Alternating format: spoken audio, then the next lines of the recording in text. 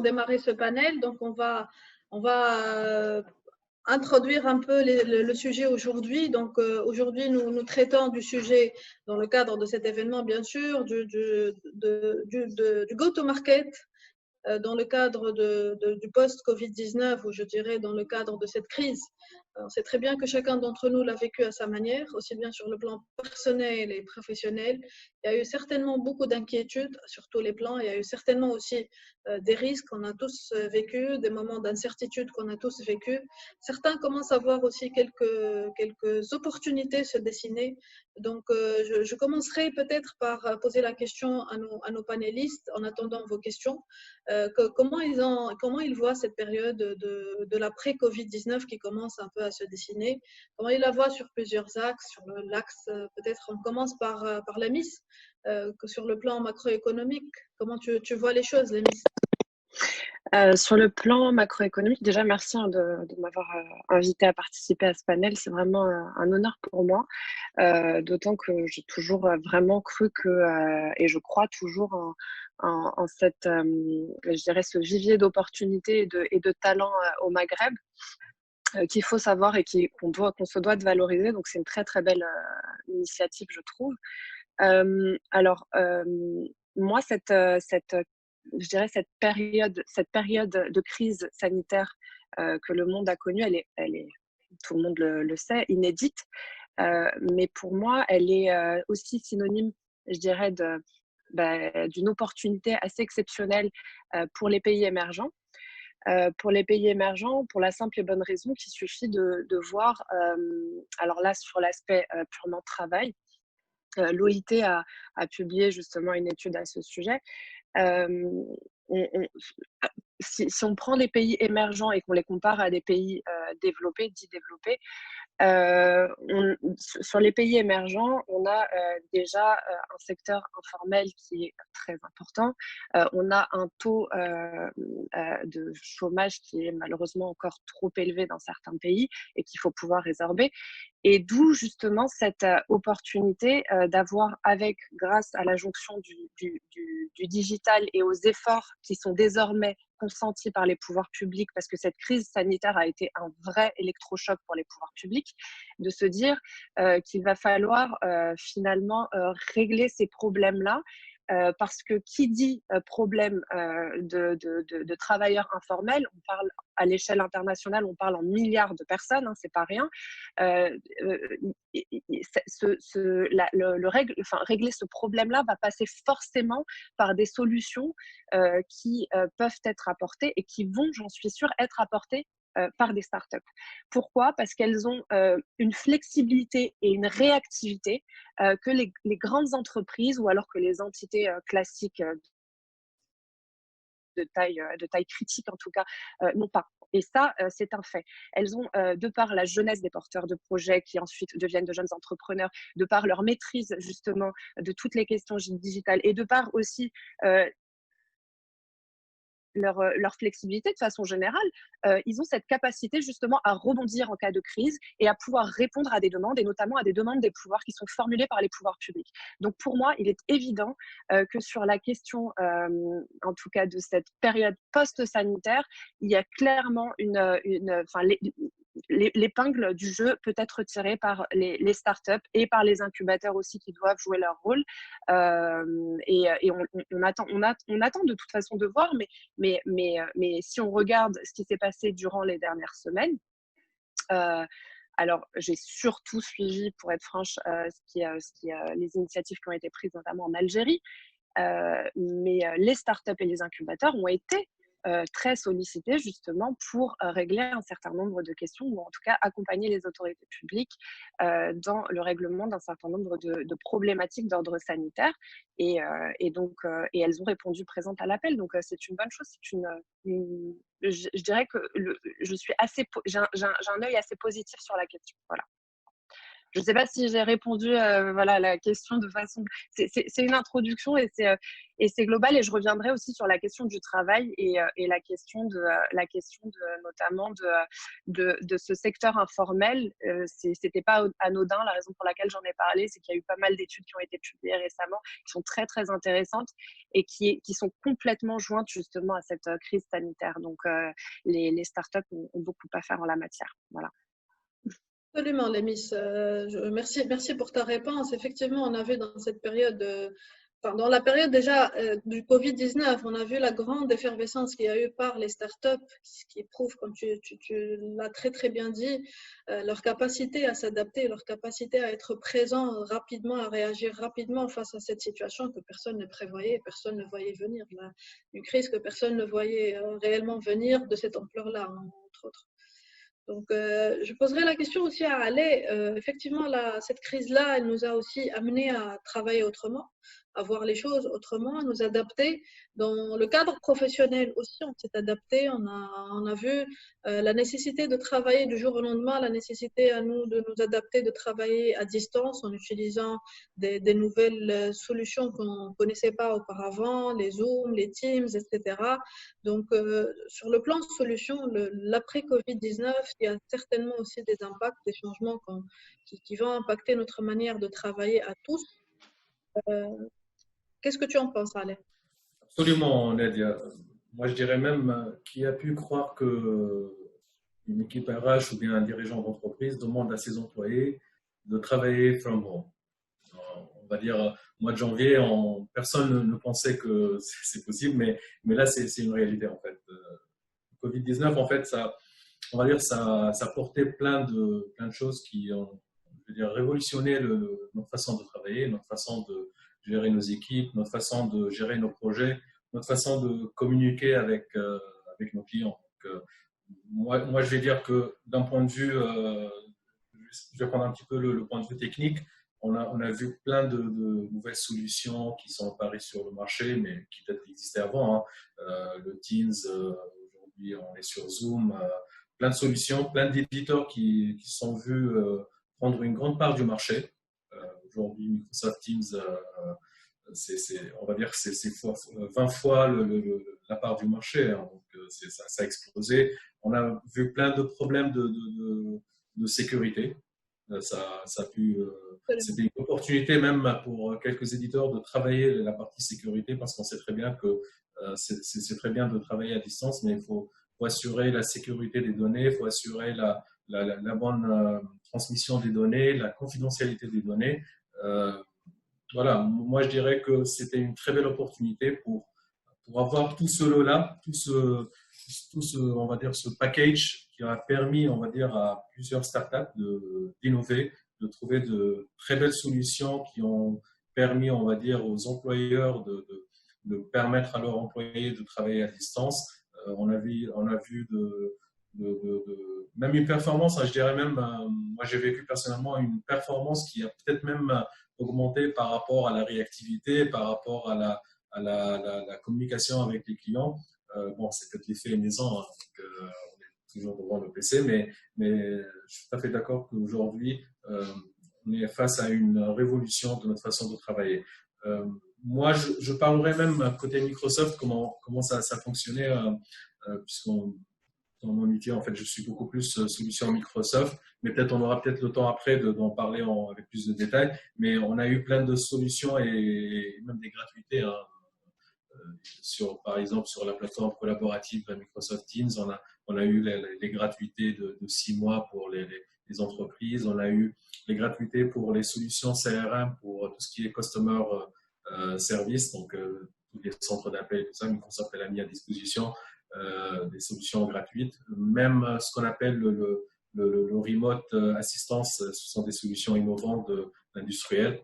Donc il y a eu plein de solutions que Microsoft, même dans son engagement, on va dire, à cette crise sanitaire, elle a été très présente et on va dire très innovante même d'un point de vue traitement des réclamations clients et traitement de la situation actuelle. Merci, Ale. Effectivement, on s'est vu justement adopter de nouvelles routines de travail. on était surpris nous-mêmes par notre capacité justement à nous adapter. Je pense que nos amis start-upers ici présents ont eu beaucoup moins de mal à s'adapter parce que c'est un peu inhérent même à leur manière de voir les choses, cette agilité de travail, cette manière de fonctionner out of the box, je dirais. Après, je sais pas, si quelqu'un veut s'exprimer ici, c'est le bienvenu. Si je peux rebondir, je suis absolument d'accord avec ce que disait Ala. Et je crois que pour aller plus loin, cette crise sanitaire a permis surtout de casser le dogme qui est en plus purement franco-français, hein, et qui consiste à dire et en permanence à marteler que travailler sur son lieu de travail, on est plus productif, ce qui est absolument faux parce que les anglo-saxons ont toujours eu une longueur d'avance en la matière, les Allemands aussi. Et donc, c'est prouvé qu'effectivement, il y a pas de corrélation entre la productivité et le fait d'être sur son lieu de travail. Donc là, on a vraiment fait un pas en avant, même en matière de mentalité. Voilà. On a franchi le pas. Donc, pour revenir au sujet justement du go-to-market, sujet de notre panel aujourd'hui, je vais poser la question à Toun, comment il voit les choses actuellement, notamment en matière de funding, en termes de collecte de ressources. Est-ce que le sujet il est plus difficile après la crise Covid? On sait qu'il y a pas mal de secteurs qui sont touchés. Il y a des secteurs qui sont touchés, mais on ne sait pas à quel niveau ils sont touchés. Est-ce que cette crise-là pourrait remettre en cause la capacité des secteurs à accompagner les startups, à les accompagner pour grandir, notamment pour la partie levée de fonds? Comment tu vois les choses? Est-ce que tu anticipes une crise à ce niveau-là? Oui, merci beaucoup. Tout d'abord, j'aimerais quand même enchaîner un peu sur ce qui a été dit jusqu'à présent. C'est vrai que cette crise a été une belle opportunité de voir que cette flexibilité et cette réactivité des startups leur a vraiment permis de faire face à cette crise et de s'adapter, de grandir et de profiter de ce renouveau et aussi de prendre l'opportunité d'adresser ces nouveaux défis. Et le meilleur exemple que j'aime bien citer dans ce cas et ce qui est exactement lié à ce que notre sujet aujourd'hui, c'est Zoom. Zoom n'a pas seulement révolutionné ou fortement impacté la façon dont on va travailler dans le futur, mais Zoom était aussi l'exemple modèle de comment ils sont adaptés.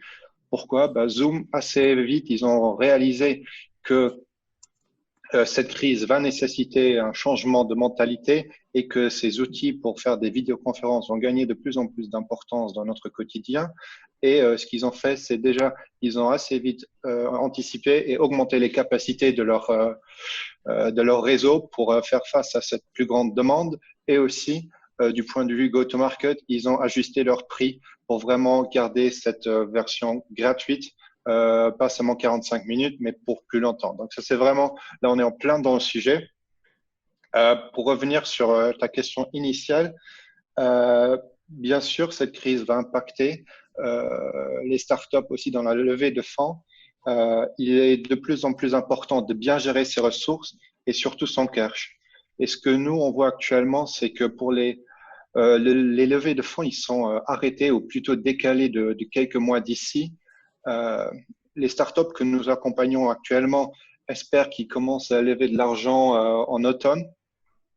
Cependant, cela reste toujours incertain, surtout aux US où le secteur a vraiment subi une crise encore plus sévère que nous ici en Europe ou chez vous au Maghreb. Donc, comme je l'ai dit, il est vraiment primordial de gérer ses ressources et de survivre les prochains mois jusqu'à la prochaine levée de fonds. Voilà.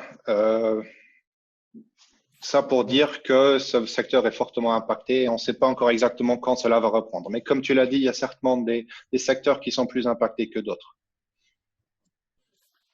Moi, je vais peut-être rebondir sur ce que vient de dire Thune. Et en fait, sur le go-to-market, il y a un point très, très primordial, c'est la stratégie de pricing. Donc là, il a parlé de la stratégie de Zoom par rapport à ses prix. Microsoft l'a fait également. Et c'est très important aujourd'hui sur un plan ou une stratégie go-to-market d'avoir on va dire un plan de pricing bien défini, bien ciblé, comprendre notre on va dire clientèle cible. Et c'est là où en fait on n'est pas dans une situation d'avoir des prix aléatoires. On est dans une situation d'avoir des prix bien étudiés, des prix qui s'adaptent aux crises. Hein, et c'est très important aujourd'hui. On parle de l'agilité, agilité à modeler notre stratégie, agilité à adapter notre stratégie. Euh, donc, comprendre le besoin de nos clients, ça commence à être très important et surtout la situation et les évolutions du marché qu'on est en train de cibler, il faut très bien le comprendre pour adresser, on va dire, la meilleure stratégie pricing, on va dire, en termes de prix. Merci Ali, absolument. La question se pose à tous les secteurs, à toutes les entreprises actuellement, mais spécifiquement aux startups. Cette période post-crise, certains, post-crise sanitaire, mais début de la crise autrement, certains y voient une opportunité même, une opportunité pour réfléchir, pour redesigner leur business model, pour revoir un peu leur trajectoire.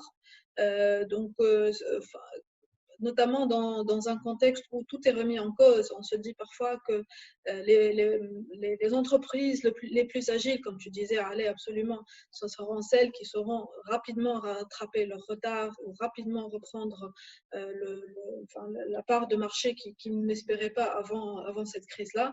Donc, peut-être que la question qui se pose actuellement, c'est est-ce que les startups actuellement sont prêtes à faire cet exercice-là de réflexion, de réflexion sur leur business model, sur leur stratégie et sur leur… je pose la question à nos amis qui sont présents avec nous. Est-ce que cette question commence à se poser à leur niveau à eux? Faut-il commencer à réfléchir maintenant ou bien à réfléchir à de nouvelles actions, nouvelles stratégies go-to-market, nouvelles stratégies de visibilité sur le marché, de targeting de clients, de partenariat? Est-ce que les choses commencent à cogiter un peu de votre côté? La question est ouverte à nos amis start-upers ici présents.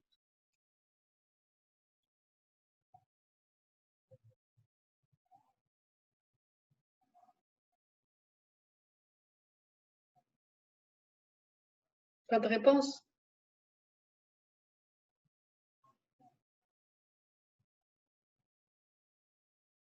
Alors, bonjour à tous, moi c'est Nassadine de chez Digimove. Est-ce que je peux vous demander de répéter votre question, s'il vous plaît?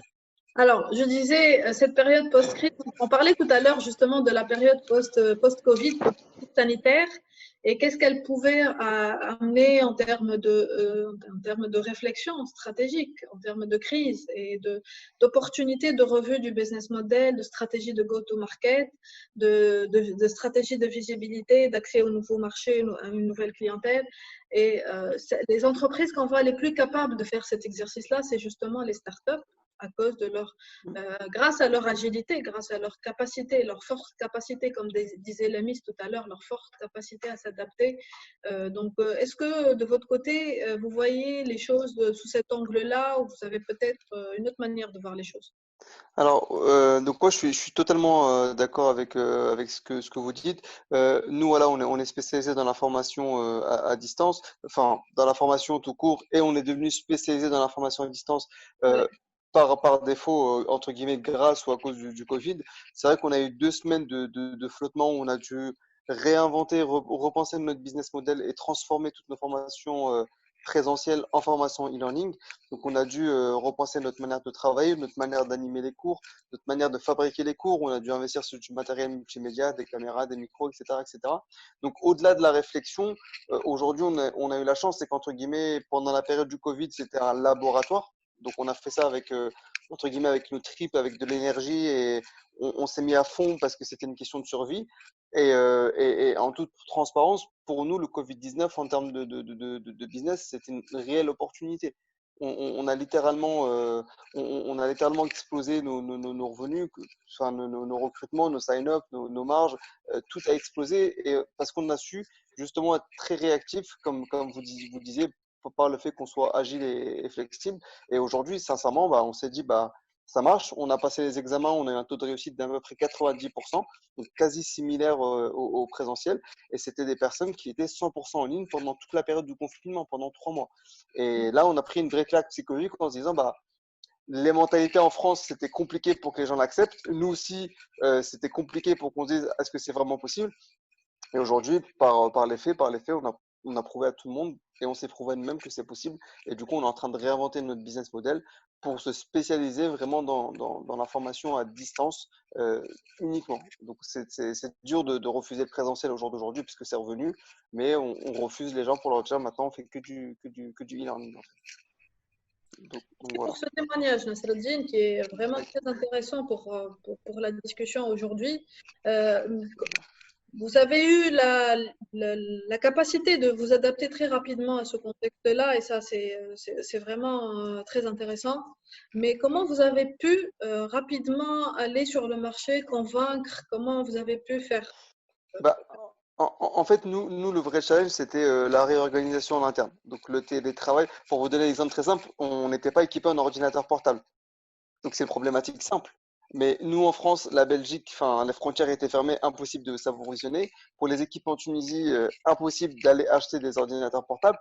Donc, c'était le système D, ne serait-ce que pour trouver des ordinateurs portables et des casques. Enfin, c'est drôle, mais je vous jure que les gens, ils demandaient leurs cousins, leurs cousines.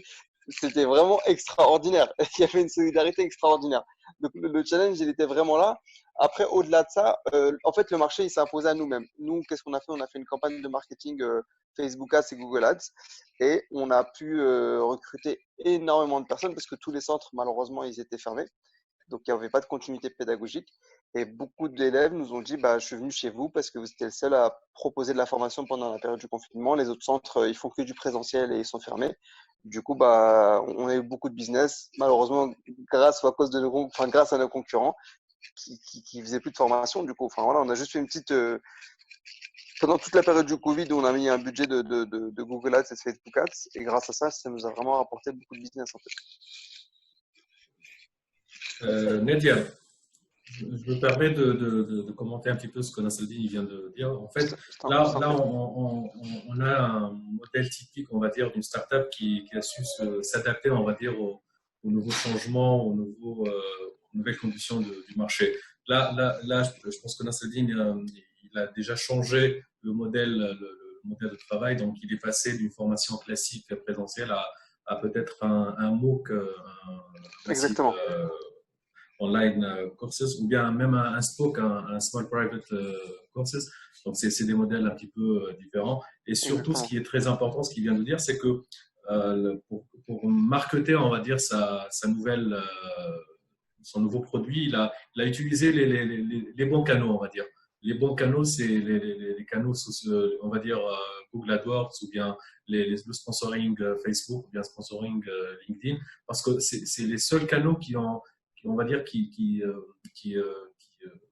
attaquent tout le monde, qui ciblent le grand marché confiné, une grande part du marché. Donc, c'était le bon et le plus sain, on va dire, canal de communication qu'il a utilisé. Et je pense que là, c'est très important on va dire, de parler à nos amis start-upers de l'efficacité on va dire, de travailler et d'optimiser leur tunnel marketing, ce qu'on appelle le funnel, marketing funnel, c'est le filtrer, d'attaquer un segment bien défini pour arriver aux clients ou bien aux leads qu'ils veulent avoir. Là, je pense que la cible, c'est un grand public qui a soif, on va dire, de formation, qui est confiné. Donc, on va dire, il est un petit peu dans l'obligation d'avoir cette formation-là. Donc, voilà.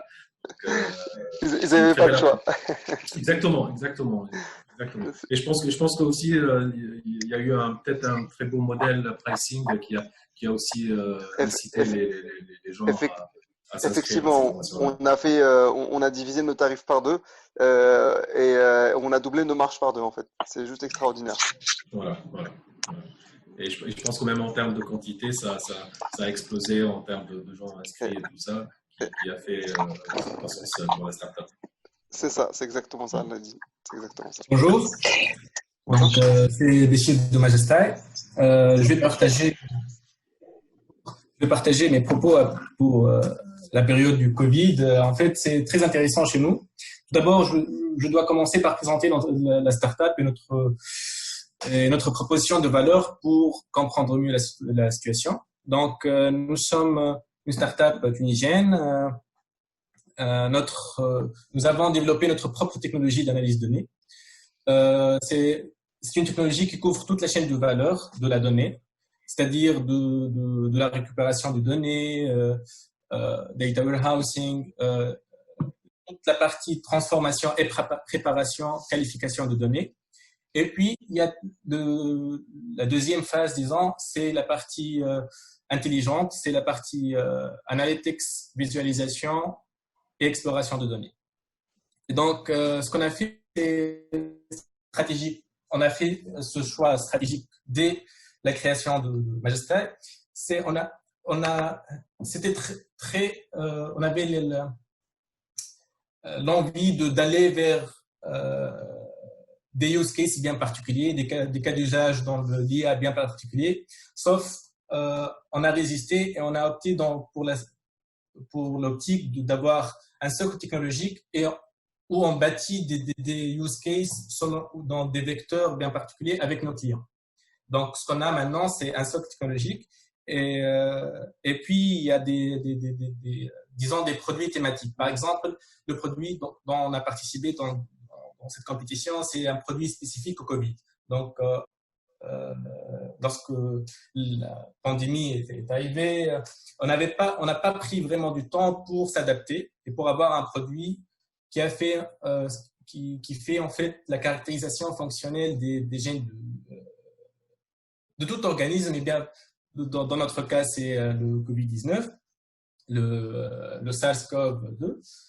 Et donc, ce choix qui était un peu difficile au début, s'est avéré que c'était le bon choix parce qu'on avait cette agilité de réagir avec chaque situation, avec chaque client. Maintenant, on travaille dans plusieurs secteurs. Si on a opté pour un cas d'usage bien particulier, on aurait peut-être avancé beaucoup mieux que notre stade, mais le Covid aurait nous cassé parce que nous aurions été très spécialisés dans un secteur et puis le Covid, nous maintenant on a résisté, nous sommes agiles, on peut s'adapter avec la situation. Et puis un autre volet, vous avez parlé sur les applications de collaboration, de gestion de projet, etc. Heureusement que nous sommes à Majestai une équipe qui est un peu disparate. Nous sommes présents dans presque 4 locaux, 2 en Tunisie, à Tunis et Jandouba, et 2 autres en Europe. Donc, nous sommes vraiment habitués au télétravail et c'était pas nouveau pour nous en tant que start-up. Ce qui a, bref, mon quotidien n'a pas vraiment changé pour la période de Covid. Juste, je pouvais pas sortir après les heures de travail. C'est ça. Donc, voilà. Je suis vraiment intéressé par l'offre de EY Luxembourg. Si vous pouvez nous parler davantage, Monsieur Q. Et merci. Oui, avec grand plaisir. Merci pour la question. Et d'ailleurs, je crois que Nadia va fournir aussi nos données de contact. Donc, si jamais, on peut, avec plaisir de se parler après ce webinaire. Donc, peut-être pour vous mettre un peu, vu la question est directement liée au Luxembourg, pour mettre un peu dans le contexte. Le Luxembourg a un héritage dans l'acierie et ensuite dans le secteur financier qui nous a donné une réputation dans le monde entier. Et notre gouvernement essaie vraiment de développer de plus en plus de secteurs d'activité au Luxembourg, notamment à travers son programme Luxembourg 4.0 où ils veulent vraiment reformuler, changer tout l'environnement et créer plusieurs piliers qui soutiennent notre industrie. Donc ça pour le contexte. Et à cet effet, ils ont lancé de nombreux programmes pour soutenir des startups, notamment avec des subsides très intéressants et toutes sortes d'aides étatiques et privées envisageables, avec le résultat qu'on a un vrai écosystème qui s'est créé autour des startups au Luxembourg, avec aussi des programmes de soutien privés ou semi-privés, comme par exemple la Chambre de commerce, et un très grand nombre d'incubateurs qui sont créés. Et nous, en tant qu'EY Luxembourg, jouons aussi un rôle majeur dans cet écosystème, notamment à travers notre propre incubateur interne qui s'appelle EY Innovation, où on accompagne des startups. Donc, on a vraiment une offre qui s'articule autour de 6 grands piliers, qui va de la revue du business plan jusqu'au financement et l'évaluation des entreprises, mais aussi évaluer notre product market fit. Est-ce que les clients qui ciblent, c'est toujours adapté à ce qu'ils offrent? Est-ce que leur pricing, on en a déjà parlé, est adapté? Est-ce qu'ils ont bien défini leurs différents coûts et leurs marges? Juste pour vraiment réaligner tout cela, créer leur modèle financier pour ensuite les accompagner dans la levée de fonds et les introduire à des investisseurs. Et c'est ça qu'on fait principalement à travers notre programme EY Innovation, où on a vraiment plusieurs types d'initiatives, disons. Donc, on crée beaucoup d'événements internes, des événements matchmaking, des compétitions de pitching, mais aussi des événements externes avec des partenaires de la chambre de commerce, des venture capitalists, des fonds d'investissement, ainsi de suite. Et tout ça est soutenu par une sorte de startup serious. On a l'entrepreneur de l'année qu'on fait toutes les 2 années. Donc vraiment, c'est une offre très diversifiée qu'on offre à ces startups.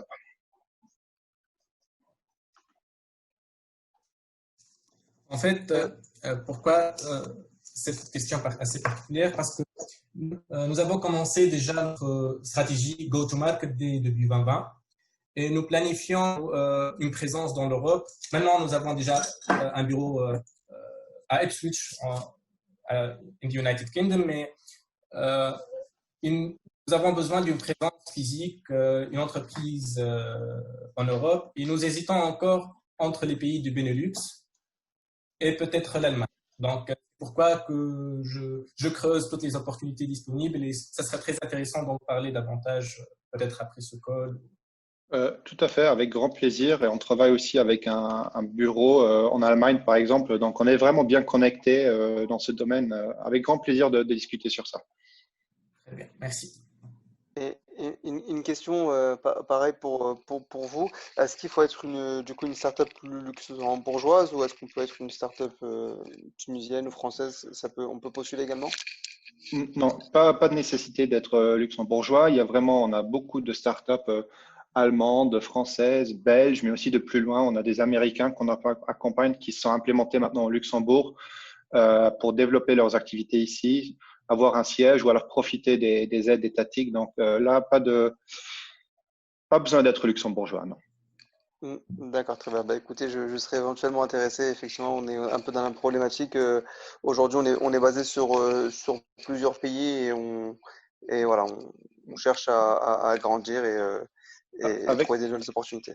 Avec grand plaisir. Je vais déjà mettre mon adresse mail dans le chat, comme ça elle est disponible pour tout le monde et on pourra en discuter ce soir, demain à votre convenance. Ça marche, ça marche. J'ai une question à Béchir et Nasreddine. Merci pour le partage de vos expériences. Vous avez la similarité de vous avoir adapté dans le cadre de la crise sanitaire. Vous êtes très bien adapté au contexte. Et la question est, maintenant que la crise sanitaire commence un peu, j'espère du moins, commence à être derrière nous, est-ce que vous êtes en train de réfléchir à la suite? Comment pérenniser un peu cette nouvelle offre, cette nouvelle proposition de valeur dans le post-Covid-19, dans la nouvelle configuration du marché? Très bien. Bachir, je ne sais pas si vous voulez commencer. Ok, avec plaisir. Ça marche. Donc, ce qu'on a développé spécialement pour le Covid, c'est un produit thématique qui s'appelle Drug Eye. C'est un produit qui n'est pas vraiment lié juste au Covid, mais c'est un produit qui il fait la caractérisation fonctionnelle des protéines de tout organisme, que ce soit bactéries, virus ou autre. Et c'est un produit qu'on peut, ça aide. En gros, il fait le travail des laboratoires de biologie. Donc, on a fait la caractérisation fonctionnelle du virus en février, je pense, et la première caractérisation fonctionnelle manuelle est sortie, je pense, en mi-avril. Et donc, 2 mois presque d'avance et nos résultats sont corrects à 100%. Donc, ce que l'IA a fait, c'est exactement la même chose c'est le même résultat qu'on a trouvé dans les laboratoires. Et notre produit peut être déployé chez les ministères de santé, chez les laboratoires, etc. Pas que pour le Covid, mais pour toute caractérisation fonctionnelle, pour renforcer le mécanisme de riposte, de réaction pour une autre éventuelle Inchallah, épidémie ou autre, pour savoir encore plus sur d'autres organismes génétiques. Okay. Sinon, on commence à reprendre un peu nos leads avant le Covid et au contraire, on trouve une bonne réactivité de nos anciens leads, disons. On a réactivé le contact et ils sont très chauds, ils comprennent, ils sont sensibles de plus en plus sur l'impératif de la digitalisation, sur l'utilisation de nouvelles technologies de l'IA, de data science, etc. Au contraire, nous sommes très heureux de réaction de nos partenaires. Voilà. Béchir, permets-moi de rebondir sur ce que vous venez de dire. En fait, si j'ai bien compris, en fait, vous êtes dans le data analytics, vous êtes dans l'analyse des données, le prédictif et tout ça. En termes de techno, vous êtes sur quelle techno? En fait, effectivement, nous avons développé notre propre technologie. D'accord. Donc, en fait, voilà, en fait, moi, je vous invite, Béchir, à postuler dans un programme de Microsoft qui s'appelle Microsoft for Startup. C'est un programme, en fait, mis en place par Microsoft qui s'appelait avant Microsoft Accelerator. Aujourd'hui, il s'appelle Microsoft for Startup. Et Microsoft, elle a dédié, on va dire, plusieurs avantages aux startups. Moi, j'ai fait le croisement parce que là, en termes d'analyse et de calcul prédictif, vous êtes certainement sur des machines puissantes de calcul et tout ça. Et là, moi, je peux vous proposer peut-être d'utiliser le Cloud Azure de Microsoft. Des offres proposées par Microsoft pour les startups avec des gratuités et même des soldes initiaux mis à disposition des startups. Je pense que ça peut même atteindre les $20 000 de gratuité en termes de calcul et de capacité de stockage. Ça peut très bien être une très belle opportunité pour vous pour déjà agrandir le business. Comme l'a dit Nadia tout à l'heure, il faut très bien penser au post-Covid et c'est très bien que vous n'avez pas, on va dire, oublié vos anciens leads et capitaliser sur les nouveaux. Faut très bien, on va dire, mettre à jour ou bien adapter votre business plan ou plutôt votre marketing plan. Hein. Donc, parce que là, les cibles, ils vont certainement changer. Je vous ai entendu parler de votre clientèle cible, les hôpitaux, les ministères et tout ça. Et surtout, si on est dans un contexte international, je pense que c'est un petit peu compliqué donc, de s'adresser déjà à plusieurs markets, indépendamment on va dire, de l'état ciblé ou bien la culture ciblée de votre client. Je pense qu'une stratégie qui cible plusieurs pays, on va dire, c'est quelque chose de très compliqué et de très risqué. Moi, personnellement, hein, je vous fais part d'une petite expérience avec GFI Informatique. On avait des produits et des solutions informatiques comme des CRM et des ERP et qui n'avaient en fait pas le même impact et la même réussite, on va dire, dans tous les pays. Des pays qui considèrent, on va dire, l'industrie 4.0, par exemple, hein, l'industrie 4.0 qui la considère comme un acquis. On peut avoir d'autres pays qui ne donnent pas trop de valeur à la chaîne logistique et peut-être à l'innovation. Donc, on a peut-être des marchés très, très diversifiés, des marchés qui peuvent ne pas être conformes. Donc, il faut faire attention peut-être à votre… Et même ceux qui le voient comme une menace. Oui, oui, ça peut être même une menace parce que parce que là, il y a des investissements que vous allez faire, il y a de l'argent que vous allez mettre. Et si vous ne ciblez pas très bien, on va dire, le marché et on va dire le pays, hein, parce que le marché, c'est global. Si vous ne ciblez pas très bien le pays, vous pouvez perdre de l'argent. Et l'avantage aujourd'hui d'avoir un plan go-to-market assez ficelé, c'est ne pas perdre de l'argent. C'est plutôt le contraire, hein. Donc, gagner de l'argent et bénéficier, on va dire, des opportunités qui sont mises en place, que ce soit par rapport aux bailleurs de fonds, ou bien par rapport aux autres solutions mises en place sur le marché. Merci beaucoup pour ce partage. Est-ce que vous pouvez mettre votre mail aussi? Bien sûr, oui, bien sûr. J'ai une question que je souhaite poser à Lamis, justement dans cette période post-crise sanitaire. Les réflexions sur les stratégies justement go-to-market commencent à se dessiner. Maintenant, comment, en tant qu'entreprise, en tant qu'entrepreneur et en tant que start-up, on arrive à anticiper un peu les données macroéconomiques et leurs impacts?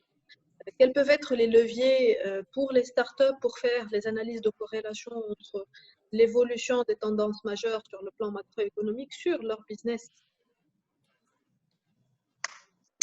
Alors déjà, j'aimerais juste avant de répondre à ta question, Nadia, si tu permets, rebondir sur ce que je crois que c'était pas Bécher, c'était Nasreddin qui disait ça. J'étais assez impressionnée parce que c'est bien d'avoir un retour d'expérience justement. Tu as parlé et c'est impressionnant, il en parle, il dit on a connu 2 semaines de flottement pour repenser un peu notre modèle économique. Je m'excuse parce qu'il y a des travaux dans l'immeuble à côté, alors si vous entendez parfois, pas de souci. ça va se calmer. Donc je disais, c'est assez impressionnant en fait parce que finalement 2 semaines de flottement, toi tu parles de 2 semaines de flottement, c'est 2 semaines de flottement, c'est absolument rien comparé à ce que les entreprises, c'est à peine le temps qu'il a fallu déjà pour des entreprises classiques de digérer ce qui se passait. Et donc, toi, tu dis que voilà, tu as repensé ton modèle, il t'a fallu finalement 2 semaines. Donc, c'est assez extraordinaire et ça illustre parfaitement ce qu'on disait justement en début de session. Après, sur l'aspect financement, alors moi, je ne suis pas experte pour tout ce qui est levée de fonds, etc. Mais il faut bien, je pense qu'il faut être réaliste. On est dans un contexte où et les autorités publiques de façon générale et les établissements bancaires, les établissements financiers et bancaires sont plutôt dans une dynamique déjà de soutenir les entreprises existantes, déjà solides, etc., de taille critique, qui ont subi de plein fouet cette crise. Et évidemment, on ne va pas se mentir, les startups passent en second plan.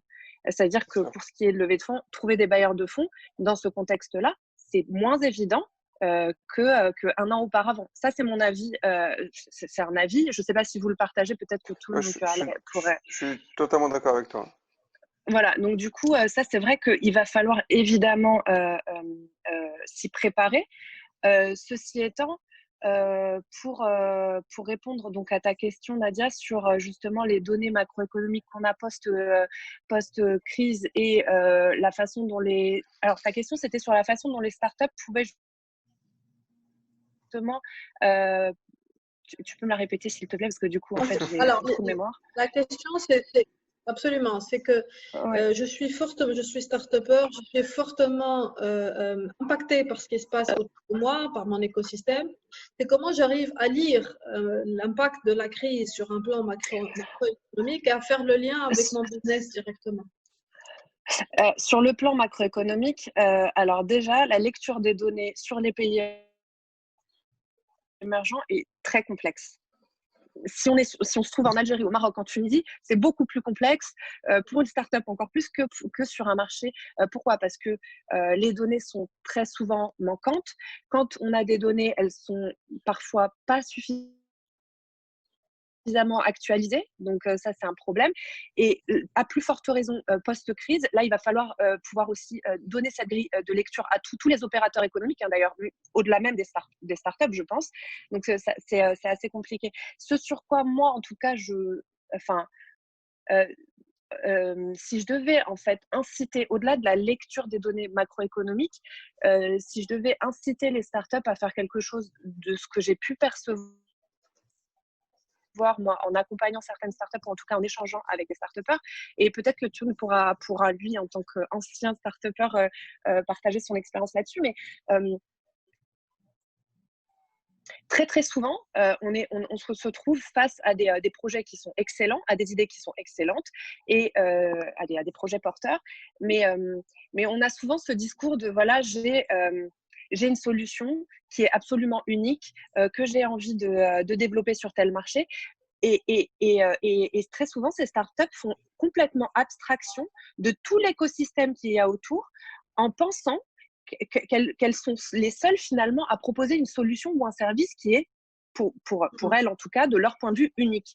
Et là où finalement c'est très très important quand on parle de justement pénétrer un marché et pouvoir gagner en visibilité, il y a un élément fondamental qu'il faut leur rappeler, c'est l'élément qui consiste à dire, enfin la question qui consiste qui doit être posée, en quoi est-ce que vous vous distinguez des autres finalement? Parce qu'on a une floraison, une multitude de startups maintenant qui proposent, si on prend simplement juste l'analyse de données, sur le Maghreb, je ne sais pas si on devait comptabiliser le nombre de startups qui vont tenir. Alors, Bachir, Majestai, je veux pas du tout te décourager, bien au contraire. Mais véritablement, il faut pouvoir être capable d'expliquer et d'exprimer en quoi est-ce que toi, tu te distingues justement des autres. Parce qu'il y a une chose qui est importante, c'est que de la même façon que sur des segments particuliers, si on prend la macroéconomie de façon générale, il y a des segments en particulier qui sont, on les appelle des segments saturés. Et ben, sur certains segments, pour les startups, c'est la même chose. Mais ça, on ne le dit pas suffisamment parce qu'on a tendance à présenter un petit peu le monde de la start-up comme un monde merveilleux où il peut y avoir une éclosion comme ça assez fabuleuse parce qu'une startup présente un produit exceptionnel. Je remets pas du tout en question les solutions que tu proposes dans le monde là. Mais je veux dire, vraiment, ça, c'est un point fondamental. Avant tout, je pense qu'on doit mettre le doigt dessus. Au-delà même des canaux de communication, il y a une communication, enfin, il y a une introspection en interne qui doit être réalisée au sein de chaque startup. Et ça, c'est un travail que, malheureusement, je trouve que trop peu de startups font. Et c'est un avis. Alors, sur les données macroéconomiques maintenant, pour en revenir à moi, ce que j'avais commencé en introduction, alors c'est pas anodin, je l'avais dit, j'avais commencé en introduction pour être très brève sur l'aspect travail, l'emploi, la question de l'emploi. On est dans des pays où on a un taux, je m'excuse vraiment pour le bruit de fond derrière qui est très désagréable. On a un taux de chômage dans nos pays qui est encore trop élevé, notamment chez les jeunes. Et on a noté justement avec la crise Covid qu'il y a eu cet effort dans les pays dits. Alors, je ne sais pas si on m'entend encore. Vous m'entendez? Ouais. Oui. Voilà. Dans les pays dits développés, on a eu cet effort qui a été consenti par les autorités de dire, voilà, il va falloir à tout prix sauvegarder l'emploi. Donc, on n'est même plus sur un questionnement de il faut créer de l'emploi, on est vraiment sur une question de sauvegarde de l'emploi. Dans nos pays à nous, en tout cas au Maghreb, on est toujours sur la même lignée, cette question de la création de l'emploi qui est une question cruciale. Et là où véritablement, d'ailleurs, je vous le mettrai peut-être en lien, où j'ai trouvé que cette étude justement de l'OIT était assez intéressante, c'était qu'elle faisait la jonction justement sur les pays émergents, les marchés émergents et le rôle que les startups pouvaient jouer en matière de création d'emplois en cette période post-crise Covid-19, parce qu'elles ont cette capacité, justement, la flexibilité dont on parlait, de pouvoir offrir des solutions et des services beaucoup plus rapidement et surtout beaucoup plus adaptés à la demande. Et notamment, tu parlais des ministères, je ne sais pas si c'est toi, Bachir, oui, c'est peut-être Bachir qui parlait des ministères de la Santé, etc. On a une vraie demande en matière de services et de solutions au niveau des institutions publiques. Donc, ce qui veut dire que ça génère de l'activité, ça génère de l'emploi. Et donc, les institutions publiques sont en train aussi de se focaliser davantage sur les startups. Et ça, c'est pas anodin, je le disais en introduction. Pourquoi ?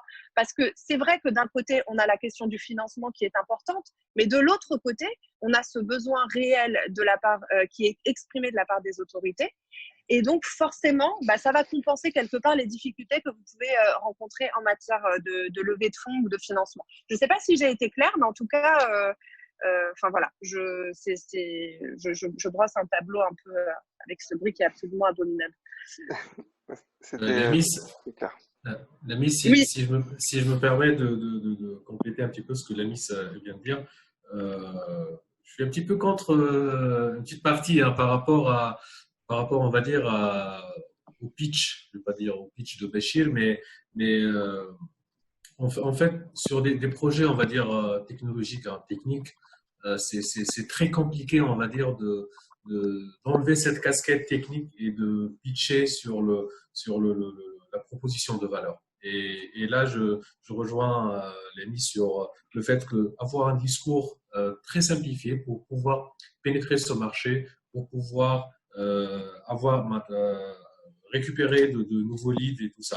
Un discours technique, on va dire, c'est pour moi, je le dis pour moi, c'est un discours, on va dire, de closing. Pour valider, on va dire, l'architecture technique de la solution et tout ça. Mais pour aborder un client sur notre stratégie, donc il faut simplifier le discours, il faut avoir faut exprimer la proposition de valeur. Pourquoi on est différent? Pourquoi aujourd'hui Magistaï elle propose une solution de prédiction et d'intelligence artificielle et d'analyse et tout ça, qui peut être différent des autres solutions sur le marché, et qu'on sait qu'il y en a des centaines, même des milliers. Moi, peut-être Béchir, je partage avec toi, on va dire, mon retour sur l'expérience. Utiliser l'open source. L'open source aujourd'hui, c'est un grand marché. L'open source aujourd'hui, c'est des solutions avec des communautés assez extraordinaires qui partagent leurs outils. Microsoft, elle s'investit beaucoup sur l'open source. Je ne sais pas si vous le savez, aujourd'hui, Microsoft, elle met en place la plupart de ses frameworks en open source, que ce soit avec Azure ou bien tout ce qui est framework de prédiction ou bien d'intelligence artificielle. Voilà, c'était ça en fait la petite remarque. Bien d'acheter GitHub. Exactement. Ouais. Donc le marketplace de l'open source, c'est une propriété de Microsoft maintenant. Et en plus de LinkedIn. Bien sûr. Bon, LinkedIn, ça date un peu. L'acquisition, ça fait 3 ans. Ouais. En fait, on essaie d'avoir un discours qui est très simpliste, un discours qui va directement, parce que l'utilisateur final des analytics ne sont pas vraiment les data scientists. En fait, c'est pour le business, pour des besoins bien spécifiques, pour les décideurs, pour les stratèges. Et donc, peut-être, on essaie toujours d'approcher le client et de demander quelle est sa stratégie de transformation digitale, comment il voit les choses, comment sa perception de l'analytics, comment il voit qu'il pourrait utiliser ça dans son entreprise. Et puis, dans mon expérience, une discussion technique, c'était évidemment surtout les closings. Et voilà, notre CIO, notre DSI s'est intervenu juste 2 ou bien 3 fois lors du closing. Mais en fait, toutes nos entrevues, disons, voilà, tous nos meetings, toutes nos discussions, c'était à propos de la proposition de valeur. Qu'est-ce qu'on veut co-créer ensemble? L'objectif de cette collaboration, l'objectif du business, qu'est-ce qu'il veut achever? Qu'est-ce qu'il veut, quel est son besoin, effectivement. Voilà. Non, mais c'est évident. Il faut évidemment simplifier le discours. En fait, vulgariser au départ, ça c'est certain, elle a complètement raison. Enfin, Béchir également. Mais ce que je disais vraiment, c'est dans les efforts, pour la faire très courte, faire vraiment des efforts sur le pitch en lui-même au départ. C'est-à-dire que des efforts en matière, montrer en quoi on se démarque des autres sans rentrer dans l'aspect technique en fait. Et ça, je l'ai très souvent noté en échangeant avec justement un certain nombre de startups, où je me suis aperçue au fil du temps que les solutions ou alors les produits étaient très, très bons. C'était des solutions, des services qui étaient très intéressantes, mais qui n'étaient pas forcément bien présentés en amont. Et il faut savoir une chose, c'est que quand on est sur du B2B, les gens n'ont pas le temps, en fait. Donc, on vous accorde aussi parfois une séance de travail. Si cette séance de travail, elle n'est pas forcément convaincante ou éblouissante, il se peut qu'il n'y ait pas de suite, en fait. C'est comme ça, time is money, les gens n'ont pas le temps en fait. Il faut vraiment se rendre compte que quand on s'adresse à peu importe à qui, je vous prends un exemple, j'ai échangé il n'y a pas si longtemps avec quelqu'un qui proposait des logiciels RH. Mais alors, le logiciel RH, c'est juste pour la France, je crois que c'est 7% de croissance chaque année, c'est énorme. Donc, c'est vraiment c'est un secteur très porteur. Mais par contre, la concurrence est rude. Et d'emblée, il me dit, mais moi, c'est quelque chose d'extraordinaire. Ce que je propose, c'est unique. Mais c'est unique, on l'entend. On peut l'entendre 10 fois ou 100 fois dans le mois, en fait. C'est ça qu'il faut vraiment prendre conscience. Et donc, du coup, d'emblée, sans rentrer dans le technique, dans l'aspect trop technique, mais il faut pouvoir vraiment mettre le paquet sur ce pitch, ce que j'appelle moi, en tout cas, le premier pitch qui doit être très accrocheur. Là, en l'occurrence, son logiciel, pour la petite anecdote, était fondé sur une science que je ne connaissais pas qui s'appelle la psychométrie. Et donc, c'est assez intéressant. Et donc, effectivement, il sortait un peu du lot. Mais voilà, il fallait vraiment creuser pour comprendre un petit peu en quoi il se distinguait des autres startups qui proposent également des logiciels RH. Donc, c'est pour ça que j'insiste là-dessus. Voilà. La concurrence est rude, il faut vraiment le garder en tête. Il faut pas se dire que les choses vont être simples. Donc vraiment d'emblée au-delà de l'aspect communication, pour en revenir à ce que disait tout à l'heure notre ami sur la communication via Google et via Facebook Ads, c'était excellent effectivement. Il n'y a pas mieux en période de confinement que de choisir ces canaux parce qu'évidemment tout le monde est chez soi et on a un trafic extrêmement important sur ces plateformes. Donc voilà. Tout à fait, l'ami. Je suis content que tu as fait ce point parce que c'était exactement ce que je voulais dire et raconter moi aussi, qu'il est vraiment important d'être précis, captivant et aussi impactant avec son message. Et d'ailleurs, se distinguer là, c'est quelque chose que nous, on voit très souvent aussi avec des startups qu'on accompagne dans le domaine technologique. On parle à des gens qui sont certainement brillants dans ce qu'ils font et qui sont vraiment des experts dans la matière. Mais ça arrive régulièrement que c'est des gens qui parfois sont tellement dans le sujet qu'ils n'arrivent plus à communiquer vraiment l'essentiel de leur valeur ajoutée et de leurs produits. Et pour qu'une personne qui n'est pas expert à tel point puisse les suivre. Et c'est vraiment là un des points où on les accompagne, nous, à vraiment prendre un pas en arrière, essayer de décrire et vraiment de sortir la proposition de valeur pour que quelqu'un puisse la comprendre qui n'est pas du sujet. Et c'est exactement comme tu l'as dit, tes premiers contacts, normalement, c'est des gens qui sortent du business. Et une fois que tu as réussi à convaincre cela, ils vont emmener ça auprès de leurs techniciens et il y aura sûrement un deuxième ou même un troisième rendez-vous où on pourra parler de tous ces aspects techniques. Toun, tu évoques un point très important là, évoqué aussi par l'ami, c'est le pitch. Le pitch qui doit être vraiment précis, captivant, comme tu disais exactement. On a un laps de temps très très court avec la personne qu'on a en face. Il faut absolument capter son attention. Dans cette période post-Covid, quels peuvent être les éléments sur lesquels il faut orienter notre discours pour justement captiver l'attention? Aussi au niveau post-Covid, et pour relier ça à la discussion qu'on avait tout à l'heure sur la levée de fonds, vu que tous ces fonds disponibles sur le marché ont fortement diminué avec cette crise, il y a évidemment beaucoup plus de concurrence pour lever les quelques fonds qui restent.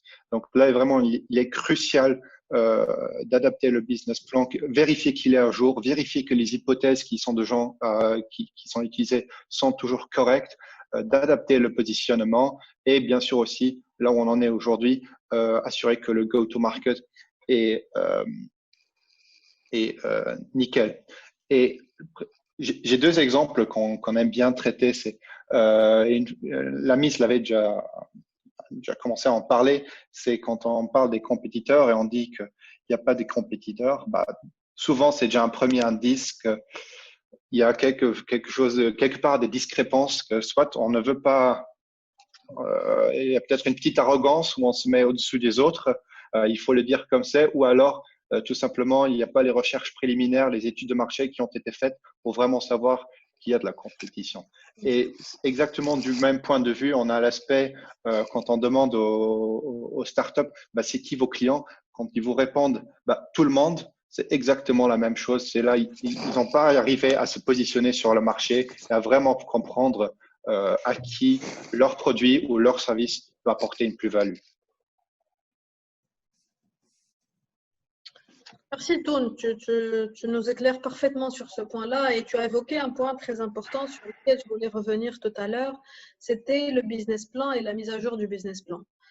Nous sommes dans un contexte où on a tous beaucoup de mal à avoir des hypothèses claires, à avoir des hypothèses au-delà d'un mois, de la visibilité au-delà d'un mois. Donc, mettre des hypothèses dans ce contexte n'est réellement pas facile. Alors qu'effectivement, dans cette période-là, on commence à réfléchir à notre nouvelle modélisation financière de notre business. Donc, qu'est-ce que tu nous conseillerais dans ce cadre-là? Faut-il refaire le business plan à plusieurs échéances? Faut-il mettre des hypothèses plutôt flexibles, plutôt réalistes par rapport à cette situation? J'ai envie de dire que c'est pas vraiment quelque chose qui est lié à la situation actuelle, mais c'est plutôt lié au stade dans lequel les startups se trouvent actuellement.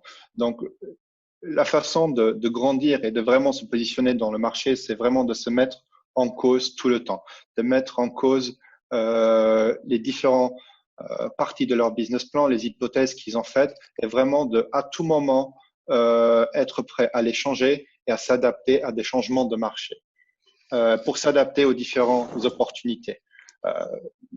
Un exemple tout bête, c'est que si jusqu'à présent on a vendu un produit sous forme de, comment dit-on en français, de vente unique, disons, et qu'il y a un client qui nous propose ou qui désire avoir une sorte d'abonnement qui va avec, un subscription service, comme on l'appelle en anglais, chaque startup va comprendre qu'il y a une demande là et qui vont vendre cela pour avoir leur cash flow et en parallèle, ils vont remettre en cause leur business model pour voir si c'est pas ce nouveau modèle de souscription, par exemple, qui est la voie à prendre.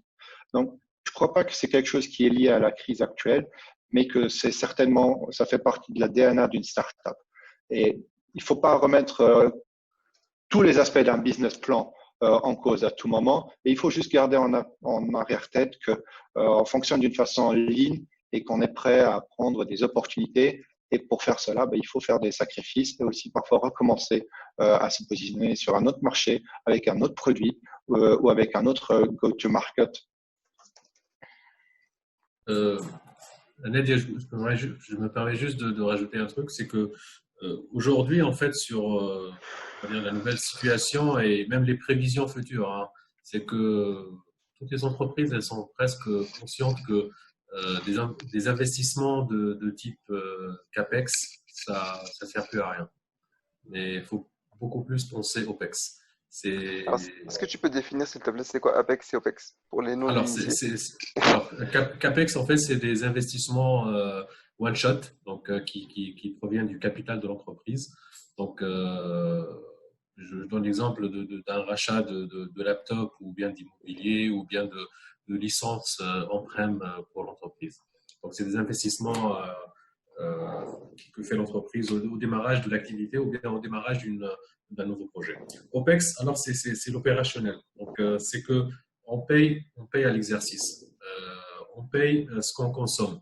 On paye ce qu'on a vraiment besoin. Des entreprises aujourd'hui, ils ont tendance à ne plus, par exemple, acheter des voitures de fonction, mais plutôt à en louer. Donc, moi, j'ai besoin d'un moyen de transport pour 2 mois. Donc, je n'ai pas besoin réellement de racheter de voiture de fonction, mais d'en louer pour 2 mois seulement. Moi, je faisais au début allusion à la consommation cloud. Hein, donc, c'était ça le message que je voulais y aller directement. C'est qu'aujourd'hui, des entreprises technologiques, elles n'ont pas vraiment besoin de s'investir sur de l'infrastructure technologiques, des serveurs qui vont coûter des centaines de millions de dinars ou bien d'euros, alors que réellement, ils peuvent s'investir sur le cloud avec comment on appelle ça, en mode souscriptif, ils payent au mois ou bien à l'année. C'est des prix assez, on va dire, motivants pour les entreprises et ça n'a rien à voir avec les grands investissements qu'ils peuvent faire en rachetant en one shot ces immobiliers-là. Donc, c'est pas Nasreddine, si c'était bien. Oui, oui, c'est clair, c'est parfait, clair. Nickel. Donc moi, voilà, pour la mise à jour, on va dire, j'ai rebondi par rapport à la mise à jour du business plan. Oui, effectivement, moi, je dirais que repenser investissement OPEX que CAPEX.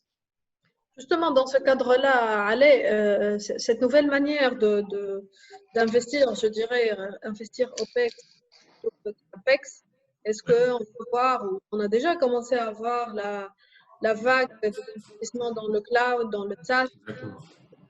Exactement.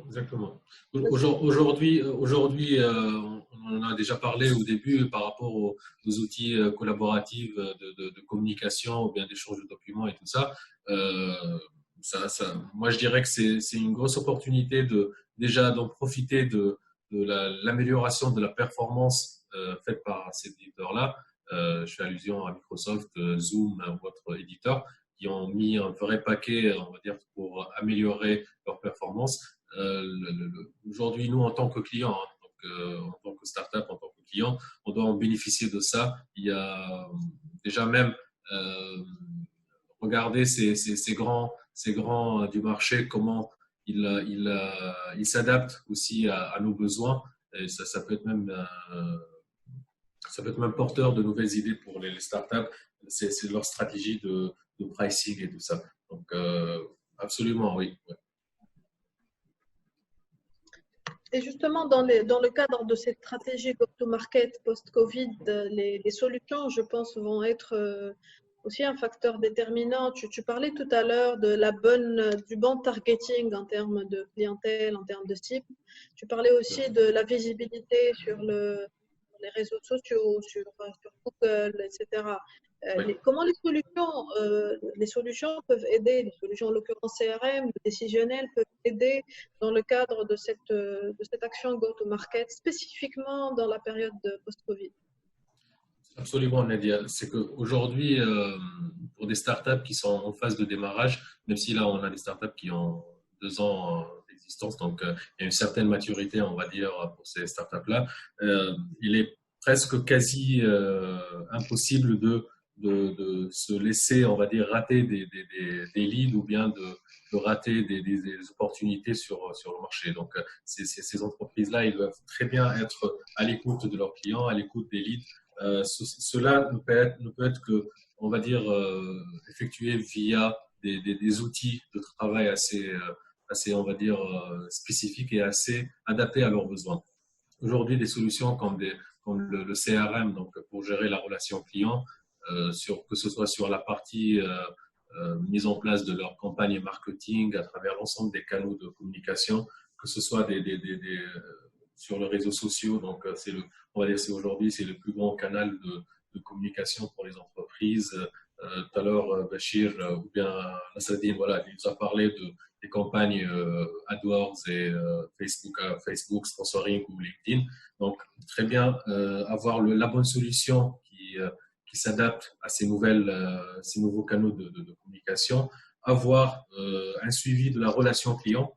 Aujourd'hui, c'est très intéressant de déjà ne pas en perdre des clients. Hein. Donc, c'est très bien d'avoir de nouveaux clients, mais le plus important, c'est pas d'en perdre les clients qu'on a déjà signés. Donc, la relation client, c'est très important et faut capitaliser sur les premiers clients sur lesquels on a fait beaucoup d'efforts, sur lesquels on s'est investi. Donc, ne pas les perdre et avoir ce qu'on appelle les KPI de satisfaction client, avoir un suivi régulier des besoins de nos clients, l'évolution du besoin de nos clients. Et cela ne peut être réalisé, on va dire, qu'à travers des outils assez évolués. Aujourd'hui, on parle des tableaux de bord, donc du data analytics. Je pense que même Bachir est spécialisé dans ça. Les CRM, donc voilà, les solutions là, moi, je dirais que c'est indispensable, indépendamment du pricing de la solution, hein. Moi, je suis pas là pour vendre les solutions Microsoft, mais je dirais que même des solutions open source pour pouvoir capitaliser, avoir une information intégrée pour pouvoir déjà prendre les bonnes décisions, avoir les tableaux de bord, avoir les meilleurs, on va dire, indicateurs pour prendre les meilleures décisions.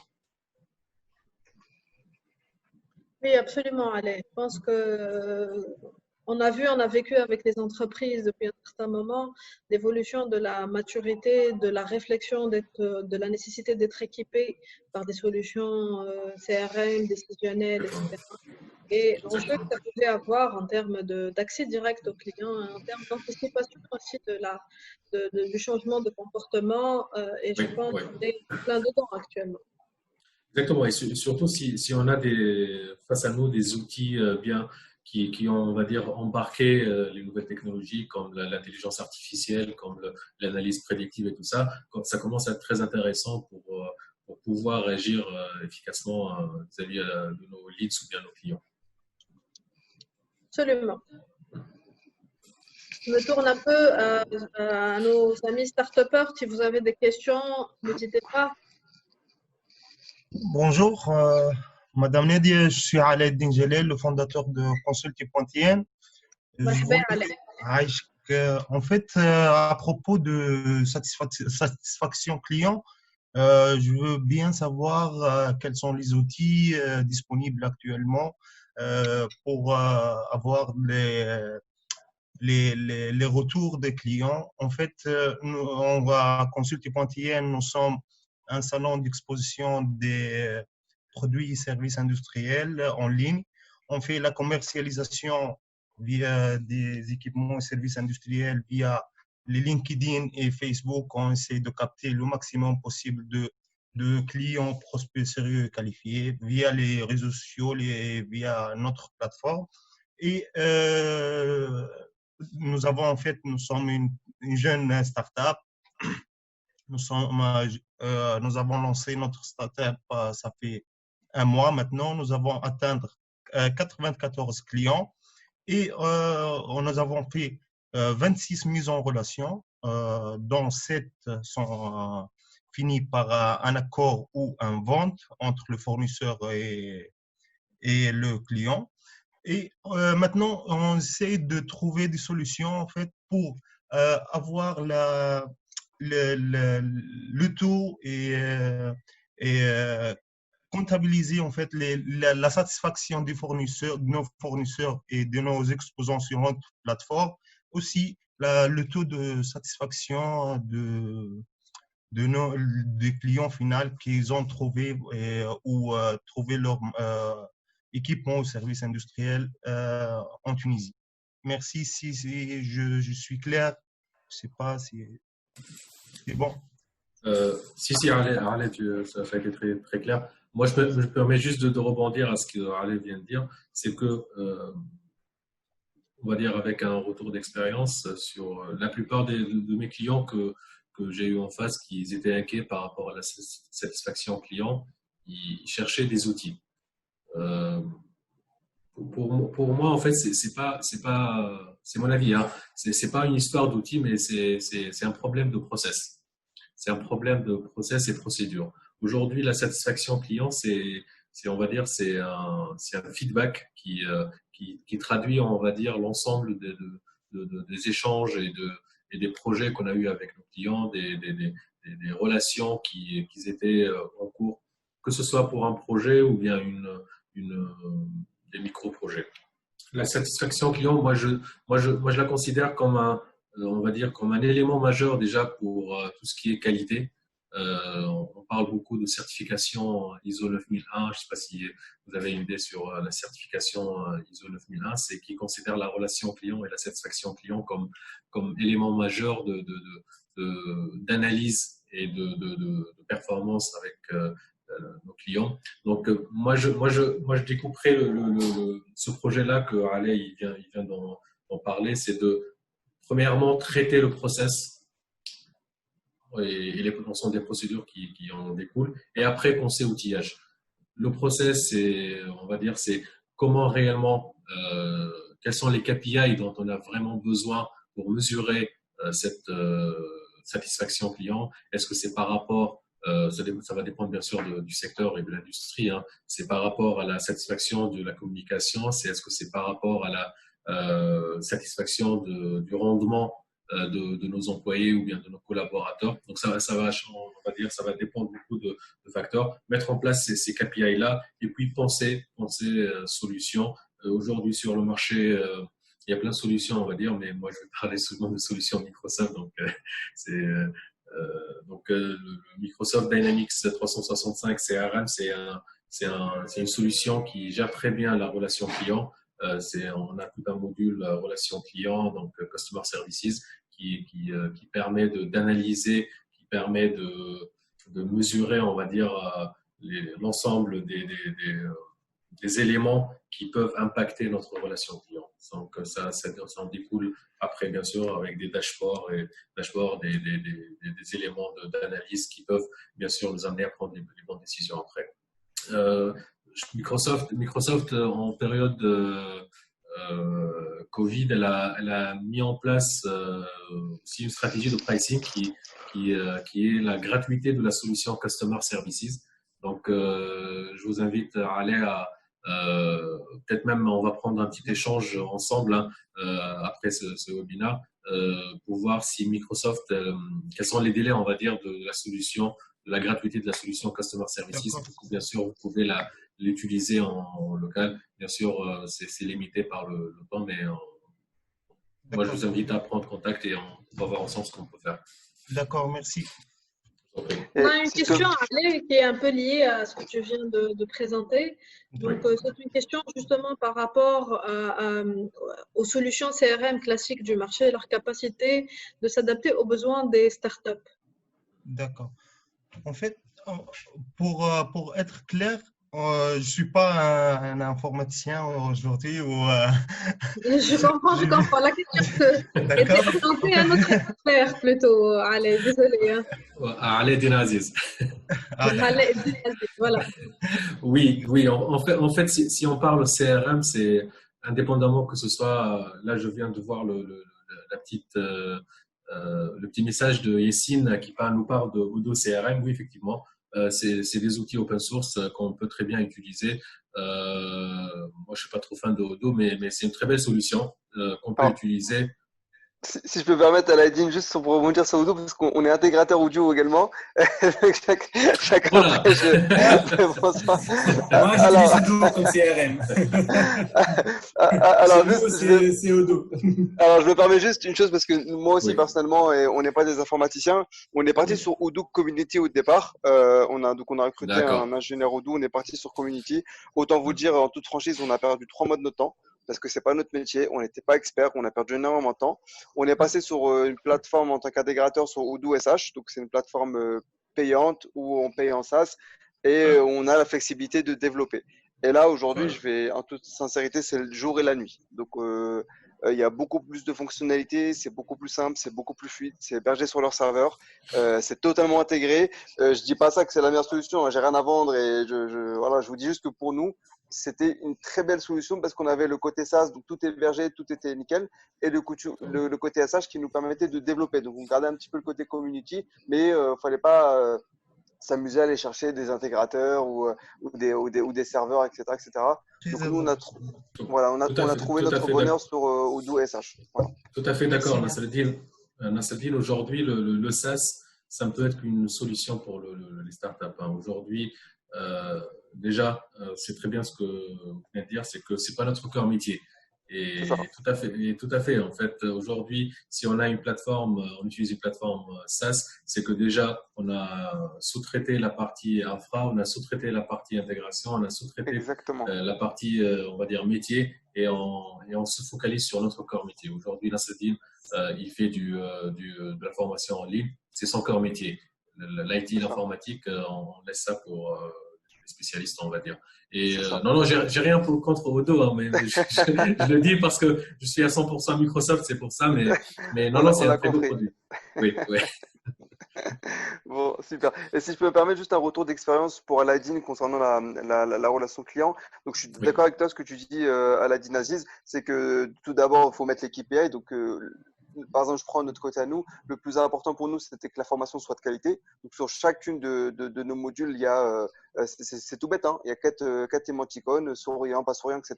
Et tout de suite, nous, on sait quelles sont les formations, enfin, les slides qui sont le plus appréciés et là où il faut travailler. Donc, tout de suite, on le sait. Et au-delà de ça, donc c'est la post-formation.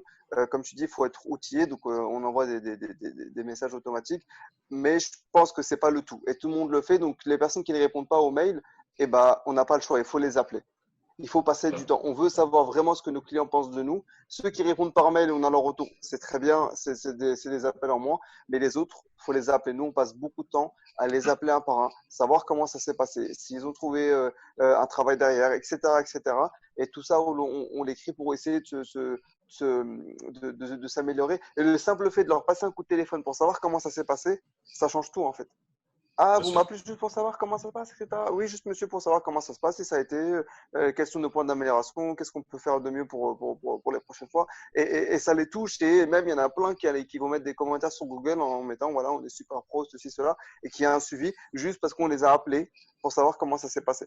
Donc le côté humain dans la relation client, les outils c'est bien, les process c'est bien, mais l'humain c'est important. Malheureusement c'est chronophage, mais il faut investir le temps dans les tâches importantes. Et moi je pense que avoir le retour de ses clients de vive voix, c'est quelque chose de très important. Tout à fait, Nasreddin, c'est exactement ce qu'on fait actuellement. Vraiment, c'est une stratégie qu'on trouve idéale et vraiment, on a des très bons retours et cette relation avec nos clients, ça nous donne vraiment beaucoup d'aspects humains et relationnels avec nos clients.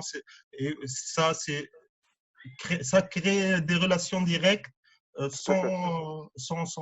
comment dirais-je, sans des barrières. Ça, c'est un atout pour toute startup qu'il faut passer par là, en fait. Tout à C'est fait. Ouais. ça. Oui, Merci merci. Ale et Nasreddin pour vos retours d'expérience, pour vos témoignages. Nous arrivons au terme de notre panel aujourd'hui. J'espère qu'on a répondu à vos interrogations aujourd'hui, qu'on a traité les sujets qui vous semblaient intéressants. Je tiens à remercier ici nos experts, Lemis, Ale et Toun, pour votre disponibilité, pour votre expertise aussi aujourd'hui, pour l'échange que vous aviez eu avec les startups. Je remercie aussi les startups pour les échanges que nous avons eus, pour vos questions, pour vos témoignages aussi. Je vous souhaite beaucoup de courage dans cette expérience déjà, mais aussi dans vos business, dans votre futur, dans les jours qui viennent. Merci à tous d'être à l'écoute aujourd'hui et à très bientôt, j'espère.